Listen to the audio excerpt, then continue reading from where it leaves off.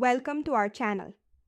If you want to improve download speeds on Zelle, simple way, follow these step-by-step instructions to ensure your settings are properly configured. Step 1. Open the application or website on your device. Make sure you are logged in with your account credentials to access all settings and features. Step 2. Navigate to the settings menu by tapping the profile icon or menu button, usually located in the top corner of the screen. Step 3. Look for the relevant section in your settings menu. This may be under Privacy, Security, Preferences, or Account Settings depending on the platform. Step 4. Find the specific option you need to modify.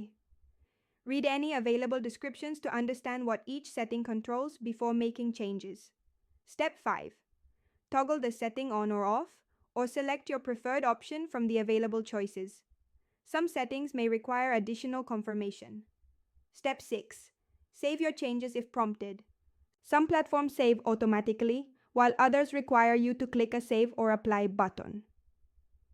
Step 7. Verify that your changes have taken effect by checking the setting status or testing the functionality you just modified. Step 8. If you encounter any issues, restart the application or check for updates. Contact support if the problem persists. Don't forget to like this video and subscribe to our channel.